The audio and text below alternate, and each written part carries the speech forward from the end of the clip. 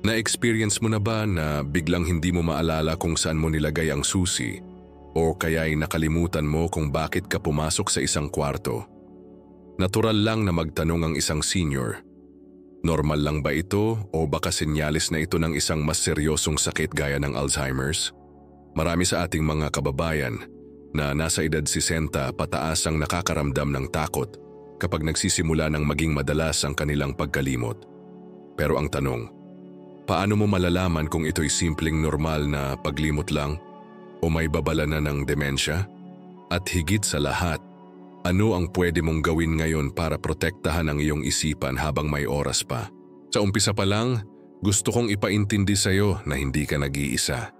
Sa bawat pamilya, may lolo o lola na minsang nakalimot ng pangalan ng apo o nalito kung saan nakalagay ang bigas o asin. Pero may kaibahan ang simpleng pagkakalimot sa mga seryosong pagbabago na tanda ng Alzheimer's. At ito ang pag-uusapan natin ngayon, ang mga unang senyales na dapat bantayan at ang mga praktikal na hakbang na pwede mong gawin. Unang senyales, matinding problema sa memorya na nakakaapekto na sa pang-araw-araw na gawain. Halimbawa, dati madali para sa iyo ang maalala ang schedule ng check-up, pero ngayon, kahit ilang ulit sabihin ng anak mo, agad mo pa ring nalilimutan. Hindi ito yung typical na, ay sandali nakalimutan ko saglit, na biglang babalik sa isip pagkatapos ng ilang minuto. Ang sinasabi ko ay, yung paulit-ulit na pagkawala ng impormasyon na dati ay kayang-kaya mong tandaan at minsan, kahit ipaalala sa'yo, parang hindi mo pa rin ito matanggap o maintindihan. Kapag ganito na ang sitwasyon, hindi na ito basta normal aging kundi posibleng sintomas ng Alzheimer's. Isipin mo, parang computer na dati mabilis magbukas ng files pero ngayon, kahit simpleng dokumento, ayaw na niyang lumabas o matagal bago lumitaw. Ang utak natin ay ganun din. Kung minsan bumabagal, normal.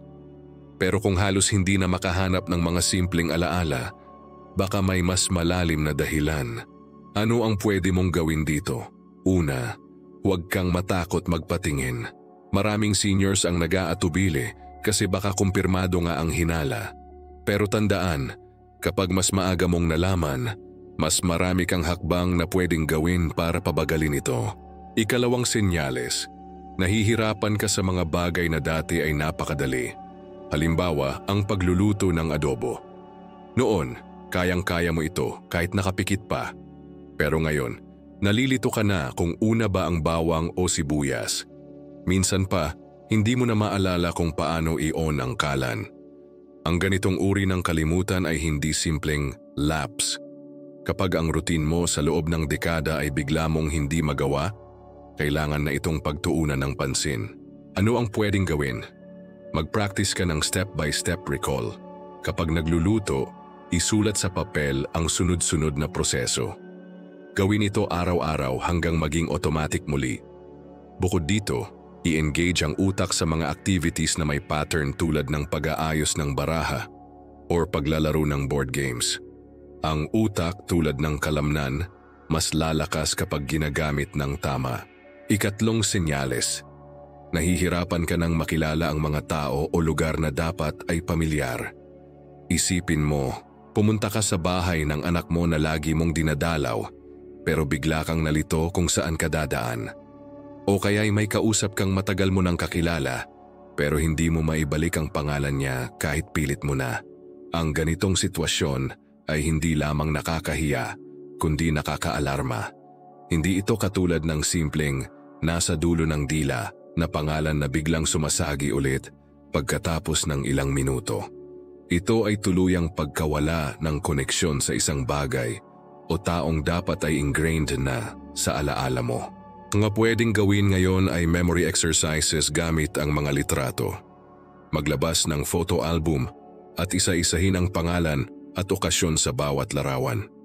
Kapag sinamahan pa ito ng kausap, halimbawa ay kasama mo ang apo mo at binibigkas ninyo ng sabay, mas tumitibay ang koneksyon ng alaala sa utak. Ang simpleng gawain na ito ay parang pagdidilig ng halaman. Kung paulit-ulit mong ginagawa, nananatiling sariwa at buhay ang mga ugat. Ngayon baka iniisip mo, kung totoo ngang Alzheimer's na ito, may pag-asa pa ba ako? Kaibigan, ang sagot ay oo. Hindi man natin kayang pigilan ng tuluyan ang Alzheimer's. Marami tayong pwedeng gawin para pabagalin ito. Kasama rito ang tamang pagkain tulad ng gulay at prutas na mayaman sa antioxidants, regular na ehersisyo, sapat na tulog at higit sa lahat, mental stimulation. Ang pagbabasa, pakikipagkwentuhan at pag-aral ng bagong bagay ay parang vitamins para sa utak. At tandaan, huwag mong ihiwalay ang sarili. Isa sa pinakamahalagang proteksyon laban sa cognitive decline ay ang social interaction. Kapag nakikipagkwentuhan ka, natututo kang makinig, sumagot, mag-isip ng mabilis, at alalahanin ang mga detalye ng usapan. Ito ang mga simpleng bagay na tumutulong para manatiling aktibo ang iyong utak. Kaya kung minsan ay inaanyayahan ka ng kapitbahay mo na mag-almusal sa kanto o ng senior group para mag-zumba, huwag mong tanggihan. Ang simpleng pakikisalamuha ay may malalim na epekto sa kalusugan ng isipan. Sa ngayon, 3 senyales ang tinalakay natin. Ang matinding problema sa memorya, ang hirap sa simpleng gawain na dati mong gamay, at ang pagkawala ng kakayahang makilala ang mga tao o lugar na malapit sa iyo. Hindi ibig sabihin na kapag naranasan mo ang isa dito, ay Alzheimer's agad. Pero kapag paulit-ulit palala ng palala, at nakakaapekto na sa normal mong pamumuhay, iyon na ang oras para kumilos at kumonsulta. Sa susunod na bahagi, pag-uusapan naman natin ang iba pang hindi halatang senyales ng Alzheimer's, kabilang ang mga pagbabago sa asal at pakikipag-ugnayan. At ano pa ang pwede mong gawin ngayon para protektahan ang iyong sarili. Kung nandito ka pa hanggang ngayon, ibig sabihin, seryoso ka talagang alagaan ang iyong memorya at kalusugan ng isip. Comment alaga memorya ngayon para alam kong kasama pa rin kita sa laban na ito. Kung natutunan mo sa unang bahagi ang 3 pangunahing senyales, ang paulit-ulit na pagkalimot, ang hirap sa mga dating gawain at ang pagkawala ng pagkilala sa mga tao at lugar.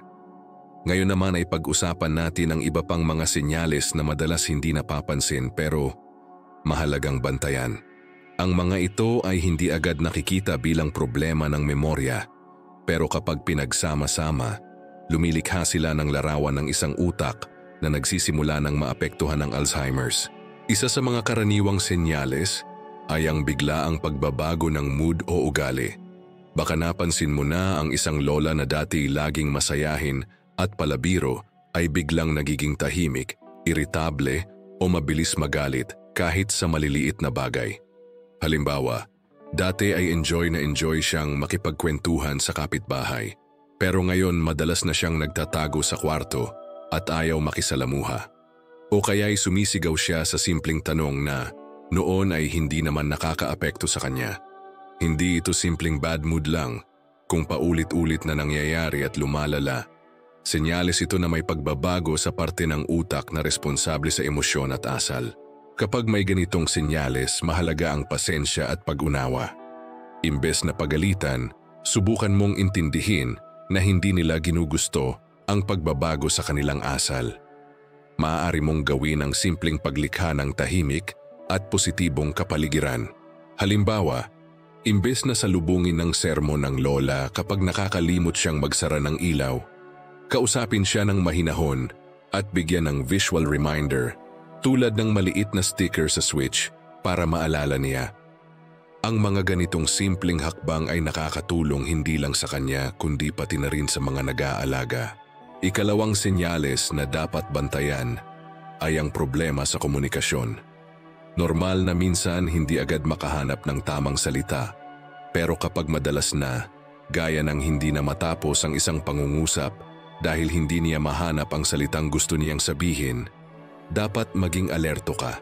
May mga pagkakataon na nagsisimula silang umulit-ulit ng parehong tanong o pare-parehong kwento sa loob lamang ng ilang minuto na para bang hindi nila namamalayang nasabi na nila ito kanina. Halimbawa, habang kumakain, tatanungin kanila kung kailan darating ang apo at pagkatapos ng 5 minuto, uulitin nila ang parehong tanong. Sa una, Baka isipin mong nakakatawa, pero kapag tuloy-tuloy, ito ay malinaw na palatandaan.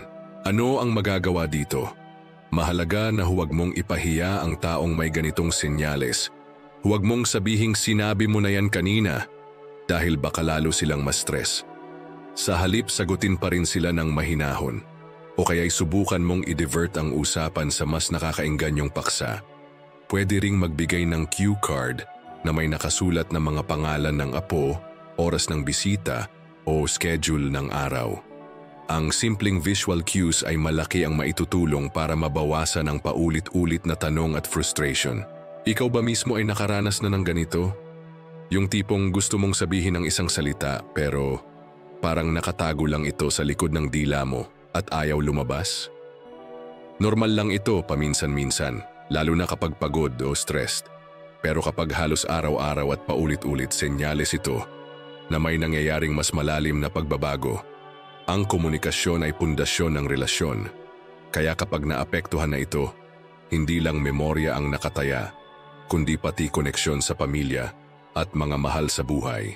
Isa pang senyales na madalas hindi napapansin ay ang biglaang pagkalito tungkol sa oras o lugar. Maaaring gumising ang isang senior sa kalagitnaan ng gabi at isipin na oras na ng almusal o kaya'y pumunta sa barangay hall sa araw ng linggo dahil akala niya ay Lunes at may opisina. Ang pagkalito sa oras, araw o kahit sa kasalukuyang taon ay isang malinaw na senyales na may problema sa oryentasyon ng utak. Mas nagiging seryoso pa ito kapag hindi na nila matandaan kung anong buwan o taon na o kung bakit sila nasa isang partikular na lugar. Pwede mong maiwasan ang stress na dulot ng ganitong sitwasyon sa pamamagitan ng pagkakaroon ng malinaw na visual aids sa bahay.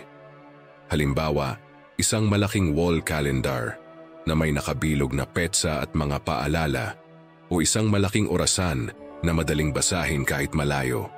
Kapag madalas nilang nakikita ang tamang oras at araw, mas nakakatulong ito para maorient ang kanilang isip. Bukod dito, mahalaga rin na magkaroon ng routine. Kapag may regular na oras ng pagkain, pag-inom ng gamot at pagtulog, mas madali para sa isang senior na manatiling nakaangkla sa realidad. Kaibigan, tandaan na ang mga senyales na ito ay hindi agad lumalabas ng sabay-sabay. Unti-unti itong nadaragdag sa paglipas ng panahon at kapag hindi napansin ng pamilya, biglang lalala na lang na parang walang babala. Kaya't mahalagang ngayon pa lang, kilalanin na ang mga ito para may magawa tayong aksyon. Hindi natin kailangang hintayin na lumala bago kumilos. Sa bawat maliit na hakbang na ginagawa mo ngayon, pinapalakas mo ang depensa ng utak mo laban sa Alzheimer's. Huwag mong kakalimutan din ang kapangyarihan ng pag-exercise ng katawan. Ayon sa maraming pag-aaral, ang regular na pisikal na aktibidad tulad ng simpleng paglalakad ng 30 minuto araw-araw ay nakakatulong sa pagdaloy ng dugo sa utak. At kapag mas maganda ang sirkulasyon, mas nakakatulong ito sa memorya at pag-iisip. Kaya kung minsan ay inaantok ka sa hapon, imbes na humiga agad, subukan mong lumakad-lakad sa labas. Hindi lang ito makakabawas ng kalituhan sa oras at lugar, nakakatulong din ito sa puso at baga. Sa puntong ito, 5 na ang nadadaanan nating senyales. Ang matinding problema sa memorya, ang hirap sa simpleng gawain, ang pagkawala ng pagkilala, ang pagbabago ng mood, at ang problema sa komunikasyon. Dagdag pa ang kalituhan sa oras at lugar. Lahat ng ito ay tila maliliit na bagay kapag tinitingnan ng paisa-isa, pero kapag pinagsama, malinaw ang pattern. Ito ay hindi na simpleng pagtanda, ito ay senyales ng Alzheimer's na hindi dapat ipagsawalang bahala. Sa susunod na bahagi, mas palalalimin pa natin ang usapan. Tatalakayin natin ang ilang mas seryosong senyales tulad ng pagbabago sa pagdedesisyon at pagkawala ng interes sa mga bagay na dati mong kinahihiligan. At syempre, bibigyan din kita ng mga hakbang na praktikal na maaari mong simulan ngayon para labanan ang mga pagbabagong ito. Kung nandito ka pa hanggang ngayon, gusto kong malaman. I-comment mo ang 3 salitang ito. Tibay utak ngayon. Kung naaalala mo, sa nakaraang bahagi ay pinag-usapan natin ang pagbabago ng mood. ang problema sa komunikasyon, at ang kalituhan sa oras at lugar. Ngayon naman, tatalakayin natin ang ilan pang mga senyales na mas malalim at mas seryoso. Mga senyales na kapag pinagsama-sama ay lalong nagpapakita ng larawan ng Alzheimer's. Pero gaya ng lagi kong sinasabi, hindi ito para takutin ka. Ang kaalaman ay sandata, at kapag alam mo kung ano ang mga babalang ito, mas may kapangyarihan kang gumawa ng hakbang para protektahan ang sarili mo at ang iyong pamilya. Isa sa pinakaimportanteng senyales ay ang pagbaba ng kakayahan sa pagdedesisyon o pagsusuri. Kapag dati ay mabilis kang makapagpasya kung ano ang bibilhin sa palengke o kung paano hahatiin ang pera para sa mga bayarin, pero ngayon ay parang hindi mo na alam kung alin ang uunahin. Ito ay dapat pagtuunan ng pansin. Halimbawa, may senior na nagbayad ng malaking halaga para sa isang bagay na hindi naman kailangan, o kaya'y naloko ng isang scam dahil hindi na niya ma-analyze kung tama ba o mali ang sitwasyon. Ang ganitong uri ng pagbabago sa judgment ay hindi lang delikado, kundi pwedeng magdulot ng problema, hindi lang sa kanya kundi pati sa buong pamilya. Kung ganito ang sitwasyon, isang praktikal na hakbang ay huwag mong hayaang mag-isa ang senior sa paggawa ng malalaking desisyon. Pwedeng magtalaga ng isang anak o apo na laging kasama niya kapag may kailangang bilhin o asikasuhin. Isang simpleng halimbawa, kapag magbabayad ng bills, samahan siya at ipakita ng paulit-ulit ang proseso. Hindi ito para bawasan ang kanyang dignidad, kundi para bigyan siya ng proteksyon. Sa ganitong paraan, nananatili pa rin siyang bahagi ng desisyon, pero may kasamang gabay para hindi siya mapahamak. Isa pang senyales ay ang pagkawala ng interes sa mga bagay na dati niyang hilig. Halimbawa, dati ay tuwang-tuwa siyang magtanim sa hardin, araw-araw ay nag-aalaga ng mga halaman, pero ngayon bigla na lang siyang wala ng gana. O kaya'y dati ay laging nagkukwento tungkol sa mga pelikula o palabas sa telebisyon, pero ngayon wala na siyang pakialam kahit bukas ang TV. Ang ganitong uri ng withdrawal o pagkawala ng interes ay hindi lamang simpleng pagkabagot. Ito ay senyales na ang utak ay hindi na nagpoproseso ng kasiyahan sa parehong paraan. At kapag hindi ito naagapan, maaari itong humantong sa depression, na lalo pang nagpapabilis ng pagbaba ng cognitive function. Ang pwede mong gawin dito ay simple pero makapangyarihan. Magbigay ng dahilan para muling maengganyo ang utak. Halimbawa, kung dati ay mahilig siya sa musika, subukan mong tugtugin ang mga kantang gusto niya noong kabataan niya. Ang musika ay may kakaibang paraan ng pag-activate ng memorya at emosyon sa utak. May mga pag-aaral na nagpapakita na kahit ang mga taong nasa advanced stage ng Alzheimer's ay kaya pa ring makaramdam ng tuwa o nostalgia kapag naririnig ang pamilyar na tugtugin. Maaari ka ring magplano ng mga simpleng aktibidad gaya ng pagluluto ng paborito niyang pagkain kasama ang mga apo. Ang presensya ng pamilya at ang pagbabalik ng lumang alaala ay nakakapagbigay ng sigla at koneksyon. May isa pang senyales na dapat bantayan. Ang paulit-ulit na pagkawala ng gamit o maling paglalagay ng mga bagay. Alam kong normal para sa lahat ng tao ang minsan mawalan ng susi o cellphone. Pero kapag paulit-ulit itong nangyayari at sa kakaibang lugar pa ito natatagpuan, halimbawa ang remote control nasa ref o ang salamin nasa kahon ng bigas, ito ay higit pa sa ordinaryong pagkalimot. Ito ay tanda na ang utak ay nahihirapan ng magproseso kung saan dapat nakalagay ang mga bagay. Ang solusyon dito ay gumawa ng structured environment. Pumili ng iisang lugar para sa mga bagay na madalas niyang ginagamit tulad ng susi, cellphone, at salamin. Pwedeng maglagay ng maliit na basket sa tabi ng pintuan kung saan laging inilalagay ang mga ito. Kapag paulit-ulit at consistent ang paggamit ng ganitong sistema, mas madali para sa isang senyor na maalala kahit bumababa ang memorya. At higit sa lahat, nababawasan ang stress sa buong pamilya dahil hindi na araw-araw naghahanap ng nawawalang gamit. Bilang dagdag, pag-usapan din natin ang senyales na may kinalaman sa pisikal na paggalaw. Kahit na ang Alzheimer's ay pangunahing sakit ng utak, unti-unti rin nitong naapektuhan ang koordinasyon ng katawan. Maaaring mapansin mong mas madalas nang natitisod o nababalian ang isang senior, hindi dahil mahina ang tuhod, kundi dahil ang utak ay hindi na mahusay na nagpoproseso ng espasyo at kilos. Halimbawa, kapag tatawid siya sa kalsada, bigla siyang titigil sa gitna dahil nalilito kung saan tutuloy. Ang ganitong uri ng pagkalito ay hindi lamang nakakabahala, kundi delikado pa. Ano ang pwedeng gawin? Bukod sa pag-accompany ng pamilya, mainam na mag-practice ng light exercises na may kinalaman sa balance at coordination. Halimbawa, simpleng tai chi o mga stretching exercises. Hindi ito para gawing atleta ang senior, kundi para mapanatiling aktibo ang koneksyon ng utak at katawan. Tandaan, kapag ang utak ay sanay pa ring magpadala ng malinaw na signal sa katawan, mas bumabagal ang pagkawala ng coordination. Kaibigan, napansin mo na ba kung gaano karaming sinyalis na ang natalakay natin? Sa kabuuan, nakaisa tayo sa matinding problema sa memorya, hirap sa mga dating gawain, pagkawala ng pagkilala sa tao o lugar, pagbabago ng mood, problema sa komunikasyon, kalituhan sa oras, pagbaba ng judgment, pagkawala ng interes, pagkawala o maling paglalagay ng gamit, at pagbabago sa koordinasyon. Hindi lahat ng ito ay kailangang nararanasan ng isang tao para masabing Alzheimer's na agad. Pero kapag marami sa mga ito ay sabay-sabay na lumalabas at lumalala, hindi na ito dapat balewalain. Ngayon, ano ang ibig sabihin nito para sa iyo? Una, kailangan mong maging mapanuri. Kapag may nararamdaman kang kakaiba, huwag mo itong i-dismiss na matanda na kasi ako.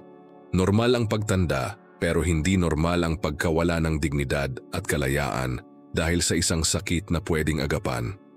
Ikalawa, tandaan na hindi ka nag-iisa. Maraming pamilya ang nakakaranas ng parehong sitwasyon. At ikatlo, tandaan na may magagawa ka ngayon. Simulan mong baguhin ang iyong lifestyle. Kumain ng mga pagkaing mabuti para sa utak gaya ng isda, mani at berdeng gulay. Mag-ehersisyo araw-araw kahit 10 minuto lang. Maglaan ng oras para makipagkwentuhan at tumawa kasama ng pamilya at kaibigan. At higit sa lahat, huwag mong kalimutan na ang iyong utak ay buhay. Kapag pinapahalagahan mo ito, mas matagal itong mananatiling aktibo. Sa susunod na bahagi, tatalakayin natin ang mga pinakaimportanteng hakbang na pwede mong gawin para hindi lang basta maagang ma-detect ang Alzheimer's, kundi para aktibong labanan ang mga sintomas at protektahan ang sarili mo. Dito, mas magbibigay ako ng mga konkretong tips na madaling sundin araw-araw kahit nasa bahay ka lang. Kung nandito ka pa hanggang ngayon, ibig sabihin ay seryoso ka talagang kumilos para alagaan ang iyong memorya. I-comment mo ang 3 salitang ito. Protektahan utak ngayon. Kung natatandaan mo, sa part 3 ay pinag-usapan natin ang mga huling senyales gaya ng pagbaba ng kakayahan sa pagdedesisyon, pagkawala ng interes, paulit-ulit na pagkawala ng gamit, at ang pagbabago sa koordinasyon ng katawan. Malinaw na kapag pinagsama-sama ang lahat ng mga senyales na ito, nakikita natin ang larawan ng isang taong papunta na sa Alzheimer's. Pero huwag kang mawalan ng pag-asa. Hindi dito nagtatapos ang laban. Ngayon, mas pag-uusapan natin ang mga bagay na aktwal na magagawa mo araw-araw para maprotektahan ang sarili at mapabagal ang paglala ng mga sintomas.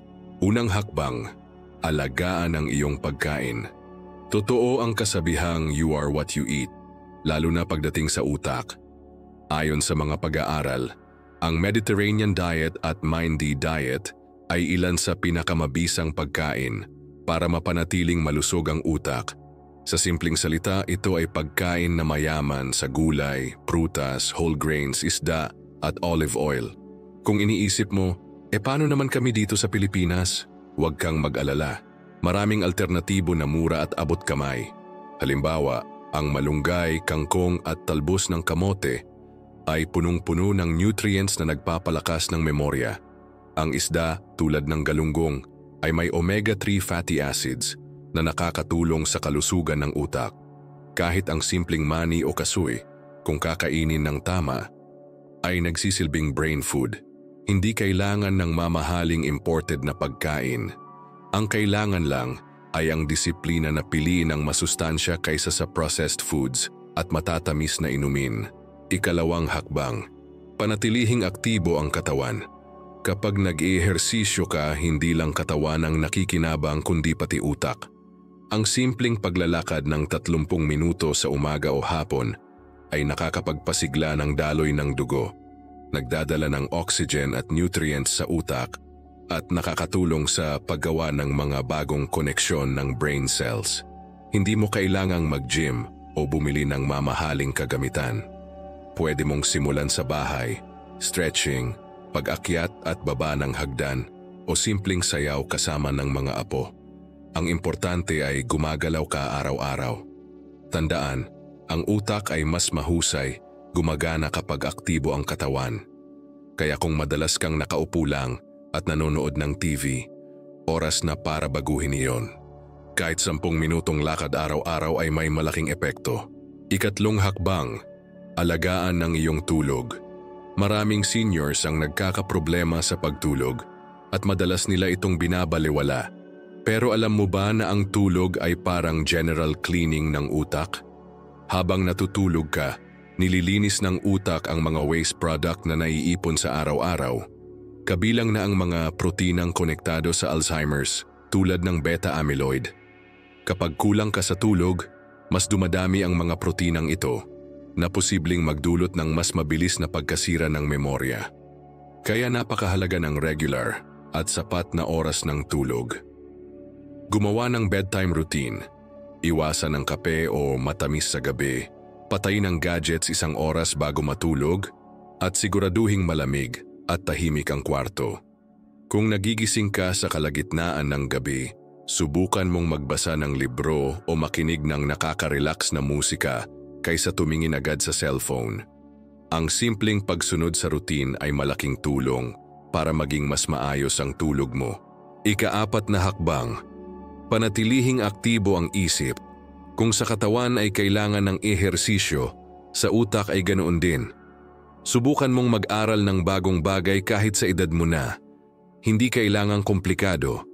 Pwede kang mag-aral ng bagong recipe, matutong gumamit ng cellphone apps, o magsulat ng mga kwento ng iyong kabataan. Ang pagsasanay sa utak sa pamamagitan ng puzzles, pagbabasa, pagsusulat, at pag-aaral ay parang vitamins para sa iyong memorya. Alam mo ba na ang simpleng crossword puzzle o kahit sudoku ay nakakapagpalakas ng koneksyon ng utak? Kapag pinapagana mo ang iyong isip, mas bumabagal ang epekto ng Alzheimer's.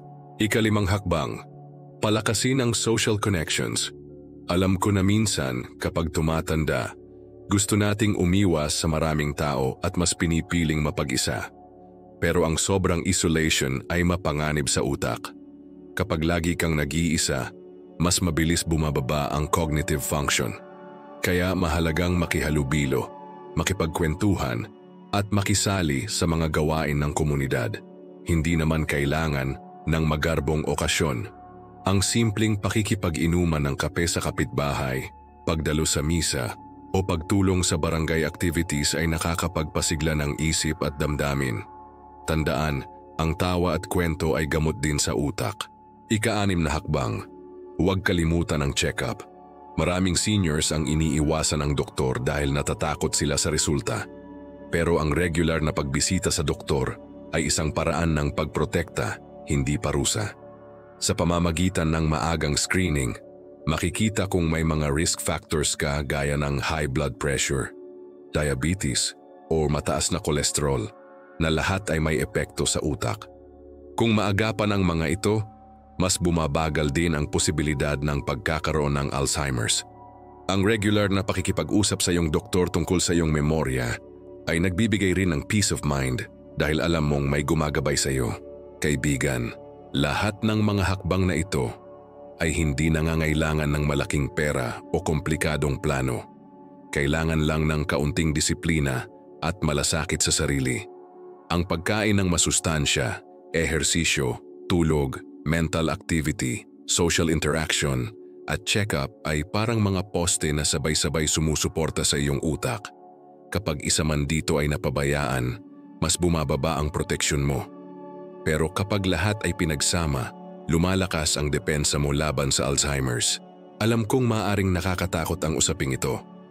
Pero isipin mo, hindi mo kailangang lumaban ng mag-isa. Ang pamilya, mga kaibigan, at komunidad ay nandyan para sumuporta. Kapag nagsimula ka ng mga maliliit na pagbabago ngayon, makikita mo ang malaking epekto sa darating na mga taon. Hindi ito tungkol sa pag-iwas lang sa Alzheimer's, kundi sa pagpili ng mas masigla, mas masaya, at mas makabuluhang pagtanda. Sa susunod na bahagi, gagawin nating mas praktikal ang lahat ng ating napag-usapan. Ibubuod ko ang mga pangunahing senyales at hakbang at magbibigay ako ng motivational na paalala kung paano ka mananatiling matatag at inspiradong harapin ang iyong senior years. Ito na ang huling bahagi kaya siguraduhin mong kasama ka hanggang dulo. Kung nandito ka pa, gusto kong malaman. I-comment mo ang 3 salitang ito. Alaga utak ngayon. Narating na natin ang huling bahagi ng ating usapan tungkol sa mga senyales ng Alzheimer's at kung ano ang pwede mong gawin ngayon. Siguro iniisip mo, ang dami palang dapat bantayan. Totoo iyon, pero hindi ibig sabihin ay kailangan mong magpanik. Ang layunin ng lahat ng ito ay bigyan ka ng linaw, gabay at inspirasyon para harapin ang pagtanda ng may tapang at pag-asa. Balikan natin sandali ang mga natutunan natin. Una, napag-usapan natin ang matinding problema sa memorya. Yung paulit-ulit na pagkalimot na nakakaapekto na sa pang-araw-araw na buhay. Pangalawa, ang hirap sa mga dating gawain na noon ay kayang-kaya mong gawin ng nakapikit. Pangatlo, ang pagkawala ng pagkilala sa mga tao at lugar na dapat ay pamilyar. Pang-apat, ang pagbabago ng mood at asal na parang ibang tao ka na. Panglima, ang problema sa komunikasyon at paulit-ulit na tanong. Pang-anim, ang kalituhan sa oras at lugar. Pang-pito, ang pagbaba ng kakayahan sa pagdedesisyon at pagsusuri. Pang-walo, ang pagkawala ng interes sa mga bagay na dati mong mahalaga. Pang-siyam, ang paulit-ulit na pagkawala o maling paglalagay ng gamit. At pang-sampu, ang pagbabago sa koordinasyon ng katawan at galaw. Kung titingnan mo, parang mahaba ang listahan. Pero sa totoo lang, lahat ng ito ay konektado. Parang isang puzzle na kapag nagsimula ng mabasag ang isang piraso, nadadamay ang iba pa. At kung hindi agad mapapansin, unti-unti itong lalala hanggang mahirapan na ang isang tao na mamuhay ng normal. Kaya't ang pinakamahalagang mensahe dito ay ito. Huwag mong baliwalain ang mga senyales. Ang maliit na bagay ngayon ay maaaring maging malaking problema bukas kung hindi ito bibigyan ng pansin. Ngayon gusto kong bigyan ka ng inspirasyon. Ang Alzheimer's ay isang sakit na hanggang ngayon ay wala pang lunas. Totoo iyon at hindi natin dapat itago. Pero alam mo ba, kahit wala pang gamot para tuluyang pagalingin, napakarami namang paraan para pabagalin ang pag-usad nito at para mapanatili ang kalidad ng iyong buhay. Hindi ito katapusan ng lahat. Ang mahalaga ay ang gagawin mo araw-araw. Kung naalala mo sa part 4, binigyan kita ng mga hakbang.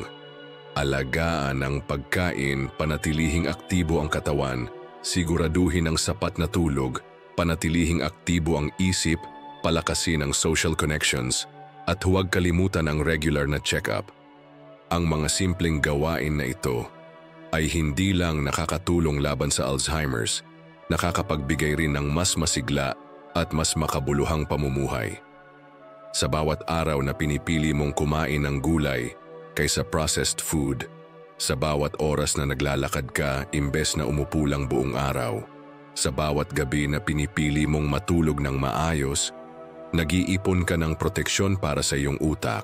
Huwag mong kalimutan din ang halaga ng pananampalataya at pag-asa.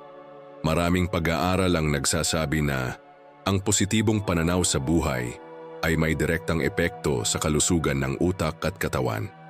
Kapag masyado kang nagwo-worry, mas bumababa ang kalidad ng iyong pagtulog, mas humihina ang iyong katawan, At mas bumibilis ang pagkalat ng stress hormones na hindi maganda sa utak. Kaya't imbes na matakot, piliin mong magpasalamat sa bawat araw. Pasalamatan mo ang simpleng bagay, ang hininga sa umaga, ang ngiti ng apo, ang tawag ng anak. Ang mga simpleng pasasalamat na ito ay nakakapagbigay ng lakas at inspirasyon para lumaban. Ngayon baka sinasabi mo sa sarili mo, paano kung ako mismo ay nakakaranas na ng ilan sa mga senyales na ito? Kaibigan, hindi pa huli ang lahat. Kung nararamdaman mong may kakaiba na, pinakamabuting gawin ay ipatingin ito agad sa doktor. Tandaan, ang maagang deteksyon ay susi. Kapag mas maaga mong alam, mas marami kang pwedeng gawin.